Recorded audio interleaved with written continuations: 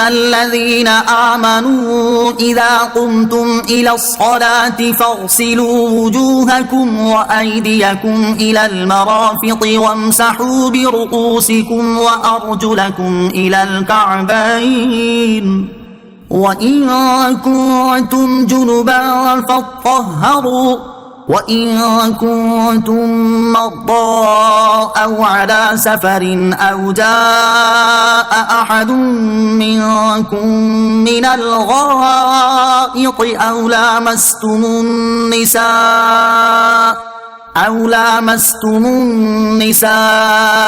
Film تجدوا ماء فتيمموا صعيدا طيبا فامسحوا بوجوهكم وأيديكم منه ما يريد الله ليجعل عليكم من حرج ولكن يريد ليطهركم وليتم نعمته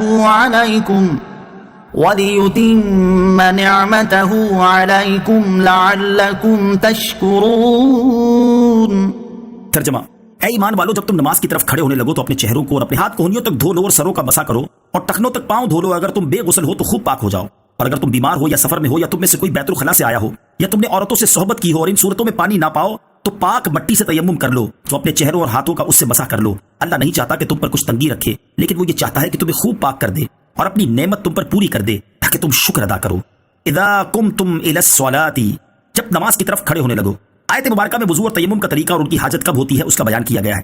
وضو کے فرائض، وضو کے 4 فرائض ہیں۔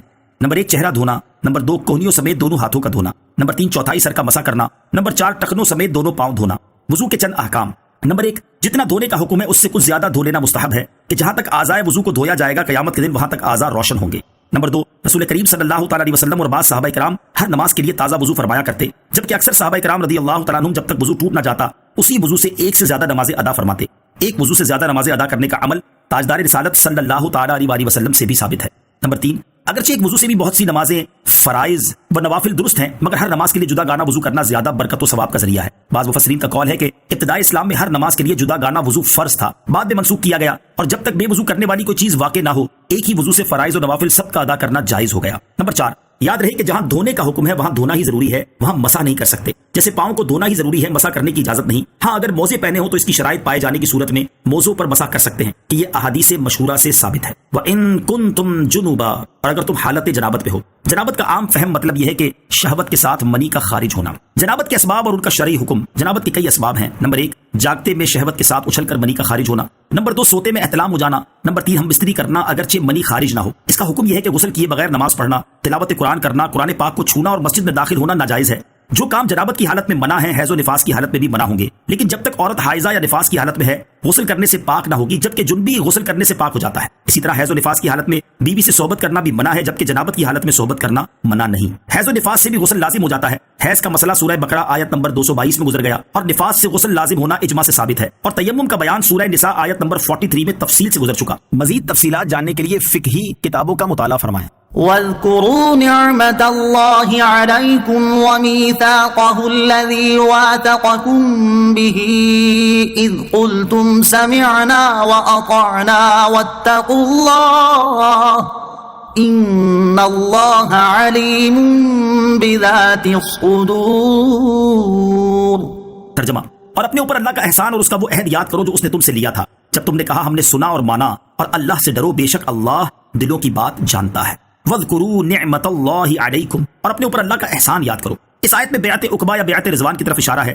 مجموعی طور پر آیت مبارکہ کا خلاصہ یہ ہے کہ اے صحابہ، اللہ عز و جل کا اپنے اوپر احسان یاد کرو کہ اس نے تمہیں مسلمان بنایا اور تمہارے لیے آسان احکام بھیجے، ساری زمین کو مسجد اور پاک کرنے والا بنایا۔ نیز اس میثاق و معاہدے کو یاد کرو جو تم نے رسول اللہ صلی اللہ علیہ وسلم سے بیعت کرتے وقت بیعت عقبہ کی رات اور بیعت رضوان میں کیا۔ اس معاہدے میں صحابہ کرام نے عرض کیا تھا کہ ہم تاجدار رسالت صلی اللہ علیہ وسلم کا ہر حکم ہر حال میں سنیں گے اور مانیں گے۔ آیت وَاذْكُرُوا نِعْمَةَ اللَّهِ عَلَيْكُمْ سے معلوم ہونے والے مسائل۔ اس آیت سے چند مسائل معلوم ہوئے۔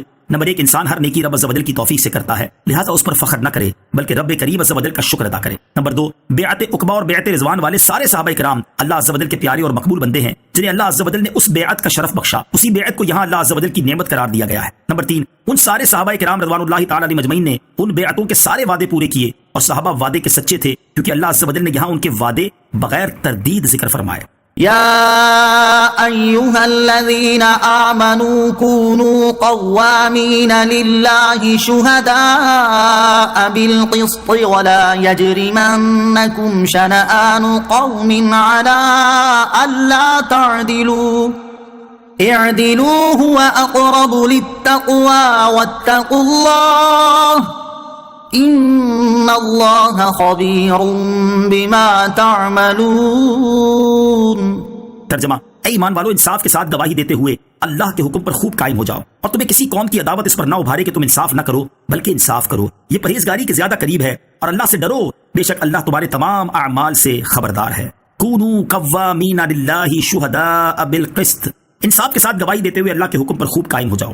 آیت مبارکہ میں عدل و انصاف کا حکم فرمایا گیا ہے، اور واضح فرما دیا کہ کسی قسم کی قرابت یا عداوت کا کوئی اثر تمہیں عدل سے نہ ہٹا سکے۔ عدل و انصاف کے دو اعلیٰ نمونے، یہاں عدل و انصاف کے دو اعلیٰ نمونے پیش خدمت ہیں جس سے اسلام کی تعلیمات کا نقشہ سامنے آتا ہے۔ نمبر 1، ملک غسان کا بادشاہ جبلہ بن احم اپنے چند ساتھیوں کے ہمراہ حضرت عمر فاروق رضی اللہ تعالیٰ عنہ کی بارگاہ میں حاضر ہو کر مسلمان ہو گیا۔ کچھ دنوں بعد امیر المومنین حضرت عمر فاروق رضی اللہ تعالیٰ عنہ حج کے ارادے سے نکلے تو جبلہ بن احم بھی اس قافلے میں شریک ہو گیا۔ مکہ مکرمہ پہنچنے کے بعد ایک دن دوران طواف کسی دیہاتی مسلمان کا پاؤں اس کی چادر پر پڑ گیا تو چادر کندھے سے اتر گئی۔ جبلہ بن احم نے اس سے پوچھا، تو نے میری چادر پر قدم کیوں رکھا؟ اس نے کہا، میں نے جان بوجھ کر قدم نہیں رکھا، غلطی سے پڑ گیا تھا۔ یہ سن کر جبلہ نے ایک زوردار تھپڑ ان کے چہرے پر رسید کر دیا۔ تھپڑ کی وجہ سے ان کے 2 دانت ٹوٹ گئے اور ناک بھی زخمی ہو گئی۔ یہ دیہاتی مسلمان حضرت عمر فاروق رضی اللہ تعالیٰ عنہ کی بارگاہ میں حاضر ہوئے اور جبلہ بن احم کے سلوک کی شکایت کی۔ حضرت عمر فاروق رضی اللہ تعالیٰ عنہ نے جبلہ بن احم کو طلب فرمایا اور پوچھا، کیا تو نے اس دیہاتی کو تھپڑ مارا ہے؟ جبلہ نے کہا، ہاں میں نے تھپڑ مارا ہے، اگر اس حرم کے تقدس کا خیال نہ ہوتا تو میں اسے قتل کر دیتا۔ حضرت عمر فاروق رضی اللہ تعالیٰ عنہ نے فرمایا، اے جبلہ، تو نے اپنے جرم کا اقرار کر لیا ہے، اب یا تو اس دیہاتی سے معافی مانگ یا میں تم سے اس کا قصاص لوں گا۔ جبلہ نے حیران ہو کر کہا، کیا آپ رضی اللہ تعالیٰ عنہ اس غریب دیہاتی کی وجہ سے مجھ سے قصاص لیں گے؟ حالانکہ میں تو بادشاہ ہوں۔ حضرت عمر فاروق رضی اللہ تعالیٰ عنہ نے فرمایا، اسلام قبول کرنے کے بعد حقوق میں تم دونوں برابر ہو۔ جبلہ نے عرض کی، مجھے 1 دن کی مہلت دیجیے، پھر مجھ سے قصاص لے لیجیے گا۔ حضرت عمر فاروق رضی اللہ تعالیٰ عنہ نے اس دیہاتی سے دریافت فرمایا، کیا تم اسے مہلت دیتے ہو؟ دیہاتی نے عرض کی، جی ہاں۔ آپ رضی اللہ تعالیٰ عنہ نے اسے مہلت دے دی۔ مہلت ملنے کے بعد راتوں رات جبلہ بن احم غسانی ملک شام کی طرف بھاگ گیا اور اس نے عیسائی مذہب اختیار کر لیا۔ نمبر 2، ایک مرتبہ حضرت عمر فاروق رضی اللہ تعالیٰ عنہ اور حضرت ابی بن کعب رضی اللہ تعالیٰ عنہ کا آپس میں کسی بات پر اختلاف ہوا۔ دونوں نے یہ طے کیا کہ ہمارے معاملے کا فیصلہ حضرت زید بن ثابت رضی اللہ تعالیٰ عنہ کریں۔ چنانچہ یہ فیصلے کے لیے حضرت زید بن ثابت رضی اللہ تعالیٰ عنہ کے گھر پہنچے۔ حضرت عمر فاروق رضی اللہ تعالیٰ عنہ نے ان سے فرمایا، ہم تمہارے پاس اس لیے آئے ہیں تاکہ تم ہمارے معاملے کا فیصلہ کر دو۔ حضرت زید رضی اللہ تعالیٰ عنہ نے بستر کے درمیان سے جگہ خالی کرتے ہوئے عرض کی، اے امیر المومنین، یہاں تشریف رکھیے۔ حضرت عمر فاروق رضی اللہ تعالیٰ عنہ نے فرمایا، یہ تمہارا پہلا ظلم ہے جو تم نے فیصلے کے لیے مقرر ہونے کے بعد کیا، میں تو اپنے فریق کے ساتھ ہی بیٹھوں گا۔ یہ فرما کر حضرت عمر فاروق رضی اللہ تعالیٰ عنہ حضرت ابی بن کعب رضی اللہ تعالیٰ عنہ کے ساتھ حضرت زید کے سامنے بیٹھ گئے۔ مقدمے کی کارروائی شروع ہوئی۔ حضرت ابی بن کعب رضی اللہ تعالیٰ عنہ نے دعویٰ کیا اور حضرت عمر فاروق رضی اللہ تعالیٰ عنہ نے اس کا انکار کیا۔ حضرت ابی بن کعب رضی اللہ تعالیٰ عنہ اپنے دعوے کے ثبوت کے لیے گواہ پیش نہ کر سکے۔ اب شرعی اصول کے مطابق حضرت عمر فاروق پر قسم کھانا لازم آتا تھا۔ حضرت زید بن ثابت نے حضرت عمر فاروق رضی اللہ تعالیٰ عنہ کی شخصیت اور مرتبے کا اور رتبے کا لحاظ کرتے ہوئے حضرت ابی بن کعب سے کہا، آپ امیر المومنین سے قسم لینے سے درگزر کیجیے۔ حضرت عمر فاروق نے فوراً حلف اٹھا لیا اور قسم کھاتے ہوئے فرمایا، زید اس وقت تک منصب قضا یعنی جج بننے کا اہل نہیں ہو سکتا جب تک عمر اور ایک عام شخص اس کے نزدیک مقدمے کے معاملے میں برابر نہیں ہو جاتے۔